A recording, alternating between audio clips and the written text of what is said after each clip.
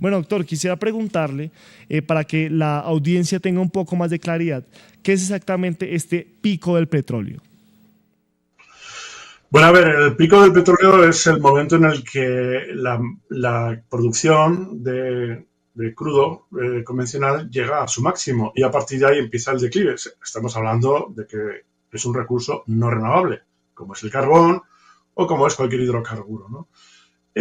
¿Dónde localizamos el pico del crudo? El crudo convencional, el bueno, el que nos ha servido para hacer el gran crecimiento económico, sobre todo de la mitad del siglo XX después de la Segunda Guerra Mundial.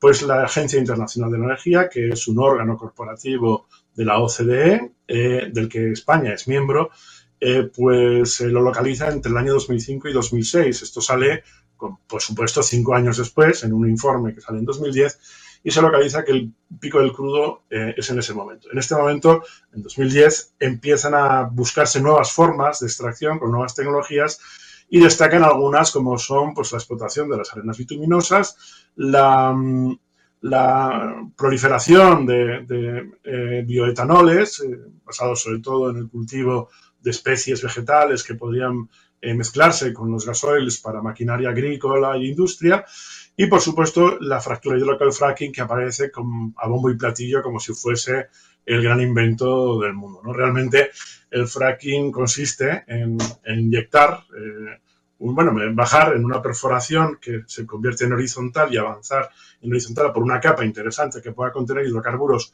muy compactos, reventar con una especie de presión y explosión en la que se mete arena las pequeñas burbujitas de hidrocarburos que existen y recogerlo en la superficie ya como petróleo y gas de baja calidad, ¿no? Lo que acabo de escribir obviamente conlleva una gran cantidad de consumo de energía, que es de lo que se trata. Entonces, cuando hablamos de tasas de retorno energético, es importante que pensemos no en la economía, digamos, financiera del fracking, sino en la economía termodinámica, en la economía energética, porque nosotros lo que intentamos es obtener energía para nuestro crecimiento económico y para el movimiento de la sociedad. Y lo que hacemos es, obviamente, inyectar energía para obtener energía. Ten en cuenta que allá por los años 30 del siglo XX, cuando en Texas mismo, donde hoy se hace la mayor parte del fracking, se encontraron aquellos pozos que había que perforar prácticamente nada, la película Gigante, en los años 30, o aquellas películas de Rock Hudson, y en las que, bueno, pues todo tejano era un millonario, pues con muy poca energía, prácticamente con la energía de un barril de petróleo, pinchaban y ¡wow! Tenían pues 100 barriles de petróleo, ¿no? Entonces teníamos una tasa de retorno de 1 a 99, ¿no? Esto en el mundo global, puesto que el boom del petróleo, sobre todo después de la Segunda Guerra Mundial, pues provocó un crecimiento terrible, sobre todo en los países del norte global, ¿no? Los países occidentales. Hasta que llegaron los años 80 y nos dimos cuenta de que, claro, las tasas de retorno iban bajando, cada vez había que inyectar más barriles para obtener menos. Es verdad que hicimos tecnologías más eficientes, pero bueno, llegamos al pico del petróleo en el año 2005 y a partir de ahí empezó el declive. Justo en ese momento aparecen nuevas formas de explotación, de exploración también, de explotación, en las que, bueno, pues lo que se utilizan son las arenas bituminosas de Canadá, que es una cosa muy pesada, un alquitrán, la franja del Orinoco de Venezuela y otros petróleos que necesitan mucha energía para poder devolvernos algo. Uno de ellos es el fracking, y el fracking pues, se desarrolla sobre todo en Estados Unidos, lógicamente, porque se paga en dólares, ¿no? Si vemos cómo fue cambiando la tasa de retorno energético según las investigaciones de varios autores a nivel internacional, vemos que ese 1 a 100 de los años 30 alcanza su máximo después de la Segunda Guerra Mundial y ya empieza a caer. Ya te digo, en los años 80 empezamos a extraer en el Mar del Norte, ya en plataforma, hay que gastar cada vez más energía y finalmente ahora estamos en un barril, apenas obtenemos 5, 6, 7, depende de la zona, ¿no? Es decir, nos hemos vuelto cada vez más ineficientes y sabemos que para dentro de unos pocos años, allá por 2030, 2040, con un barril sacamos otro. Eran recursos no renovables. Claro, en este transcurso tenemos un gran problema en la década de 2020-2030, en la que nosotros estamos ahora prácticamente ya en la mitad de la década. Y es que en este momento pues echaríamos toda la porquería que encontremos a la caldera para obtener energía. Con lo cual estamos en esa situación como la de la Reina Roja de Alicia en a través del espejo, en la que la reina roja corre cada vez más deprisa para permanecer siempre en el mismo sitio. Y esto es a lo que estamos condenados al tratarse de energías no renovables, ¿no? Entonces, ahora mismo suponen el 85-86% de la energía primaria mundial que consumimos en el mundo, sobre todo en transporte, una cantidad de cosas, y nos hemos vuelto cada vez más ineficientes, lo digo por razones geológicas, por razones puramente de pico del petróleo, y también por el hecho de que hay una guerra por recursos que todos reconocemos, que ya empieza pues con guerras en Oriente Medio, en las zonas petrolíferas, y que hoy en día pues alcanza su culmen por el hecho de que ahora mismo, desde que hay guerra en Ucrania, aproximadamente el 40% del petróleo se está utilizando para mover hidrocarburos por el planeta. Pero con el conflicto, o si es con la guerra o con el genocidio palestino, lo que se está haciendo es que esto ha llegado prácticamente al 50%. O sea que prácticamente, aparte de que ya va cayendo el recurso, lo que estamos haciendo es que somos más ineficientes por las guerras por los recursos, ¿no? Entonces, bueno, se han tomado una serie de medidas, como son en Europa la transición energética o el Pacto Verde Europeo, en el que vamos a hacer una transición hacia energías más verdes, un poco lo que vuestro presidente Petro intenta hacer en Colombia. Doctor, ¿y cuál es el real impacto ambiental que tiene el fracking en cualquier espacio y sobre todo aquí en Colombia? Bueno, y otro impacto ambiental brutal es la sismicidad. Ojo, esta es indirecta porque hay que deshacerse de esas aguas contaminadas y lo que está haciendo la industria, sobre todo en Oklahoma, es inyectarla a niveles muy profundos, con lo cual se activan fallas que por una hidrosismicidad artificial han provocado terremotos muy importantes en ciudades como, bueno, pues en Prague, en Oklahoma, ¿no? Donde ha habido desperfectos muy importantes y, bueno, pues se ha llegado a tomar moratorias, ¿no?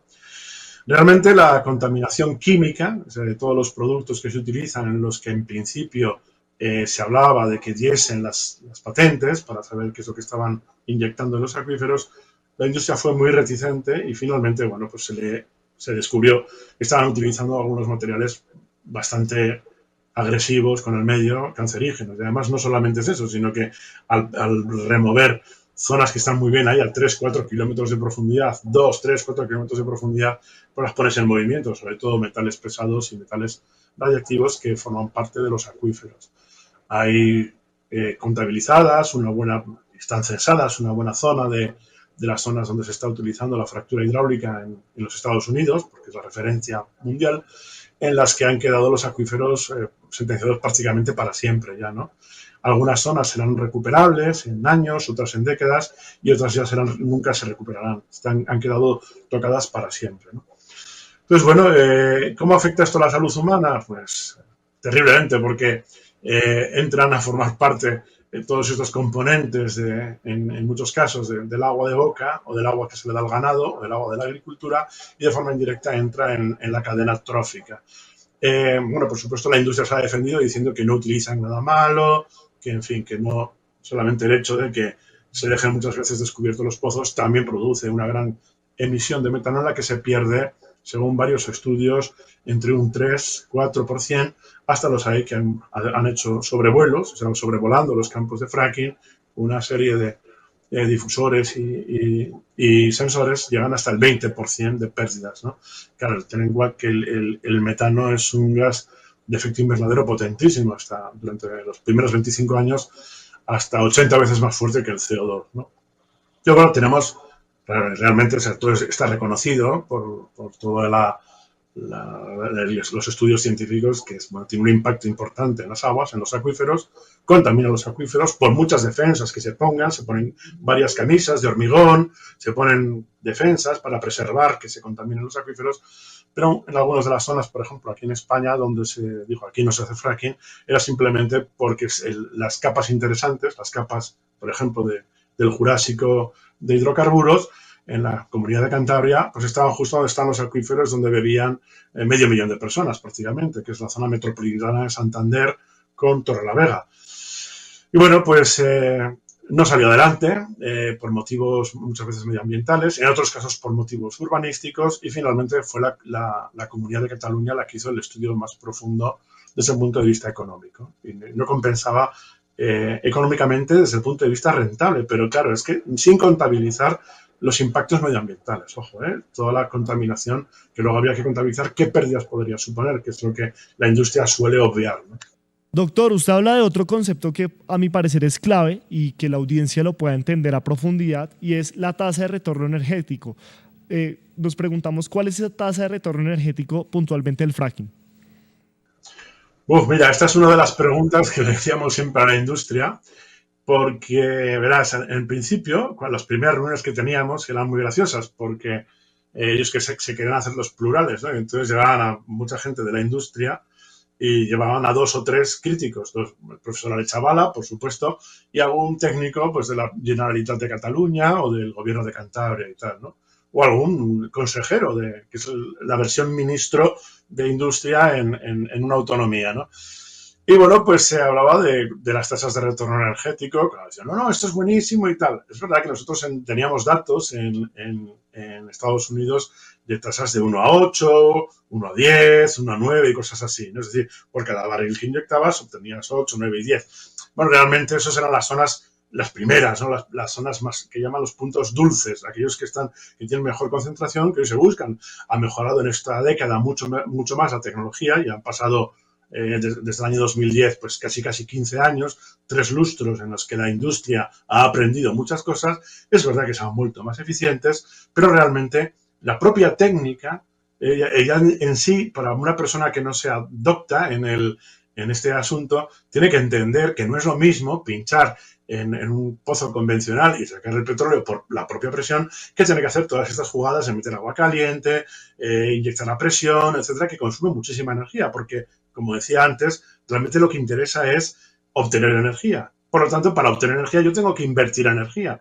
Así que al final, si hacemos todo el recuento, vemos que realmente el fracking se está quedando en 1 a 3, 1 a 4 y cosas por el estilo, ¿no? Vale, el debate es, con estas tasas de retorno energético, pues nosotros podemos mantener una civilización o una sociedad termoindustrial como la que hemos conocido en Europa o en Estados Unidos. Pues realmente ahí está el debate. ¿Cuál sería el mínimo si se fuese 1 a 5, 1 a 10?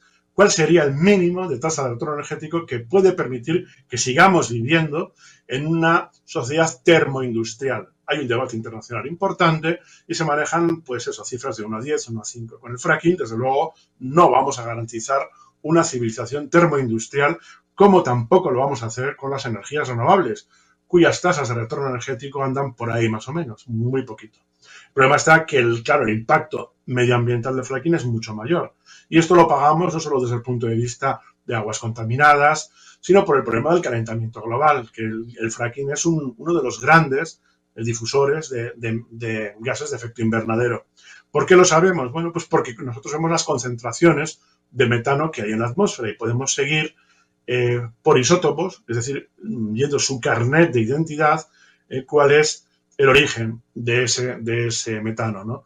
Y es verdad que en los últimos años, desde que empieza el fracking, crece mucho la concentración de metano en la atmósfera y mucho se puede sacar a través de esa huella digital, que tienen esos átomos de carbono, a que vienen precisamente del interior terrestre, que claro, la atmósfera no conoce fronteras y por mucho fracking que se haga en Estados Unidos, al final ese metano acaba extendiéndose por todo el planeta, ¿no? Es decir, que tenemos que repensar si realmente queremos seguir en esta línea o queremos pararlo.